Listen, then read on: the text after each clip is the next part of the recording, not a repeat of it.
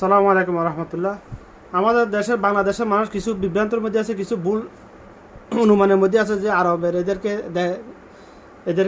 দেখে শুধু আরবের লোকেরা এটা করতেছে, এটা করছে, লম্বা জুবা পড়তেছে, লম্বা জুবার নিচে দিয়ে দোলা উলঙ্গ, বা আমাদেরকে কোরআন হাদিসের কোথাও তো আরবদেরকে অনুসরণ করার কথা বলে না আমাদেরকে। রাসূলুল্লাহ সাল্লাল্লাহু আলাইহি ওয়াসাল্লাম কোথাও নির্দেশ দেন না যে আমার আরবের লোকদেরকে অনুসরণ করার জন্য। আমাদেরকে অনুসরণ করতে হবে, মুসলমান জাতিকে অনুসরণ করতে হবে একমাত্র আল্লাহর কোরআন এবং রাসূলের হাদিসকে। আর আরবদেরকে আরবদের ইমান আমাদের বাঙালি জাতির ইমানের অর্ধেকের অর্ধেক নাই। আমাদের ইমানে কিছুটা ঘাটতি থাকার কারণ হচ্ছে আমাদের দেশের আলেম সমাজের মধ্যে ফেতনাবাজির কারণে এক আলেমের ফিসে বাস ঢুকানোর কারণে আমাদের দেশের সাধারণ মানুষ বিভ্রান্তের মধ্যে আছে, পথভ্রষ্ট অবস্থায় আছে। নাহলে বাংলাদেশের মানুষের ইমানি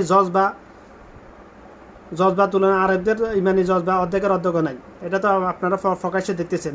আরেকটা কথা হলো এরা আল্লাহর কসম খেয়ে কথায় কথা মিথ্যা কথা বলে, এক পয়সার জন্য মিথ্যা কথা বলে। আমার দেশের কোনো মানুষ এরকম কসম খেয়ে মিথ্যা কথা বলে না, মিথ্যা কথা বলে না। আরেকটা কথা হলো এরা নামাজের সময় মসজিদের সামনে দিয়ে চলে যায়, নামাজ না পড়ে। আমার দেশের কোনো মানুষ আমি দেখিনি এখন পর্যন্ত যে সে মসজিদের সামনে বসে আছে কিন্তু নামাজ সময় হয়ে গেছে সে বাড়িতে চলে গেছে নামাজ না পড়ে, এরকম আমি দেখিনি এখন পর্যন্ত। সুতরাং আমাদেরকে আরবদেরকে অনুসরণ করে এদের দোহাই দিয়ে আমাদের নাজাত পাওয়া যাবে না ভাই।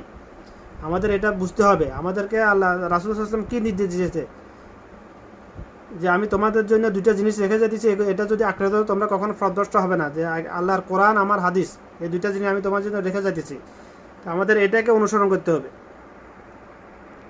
এবং কি ভিডিওটা বেশি বেশি করে জনসচেতনার ক্ষেত্রে শেয়ার করে দেবেন ইনশাআল্লাহ।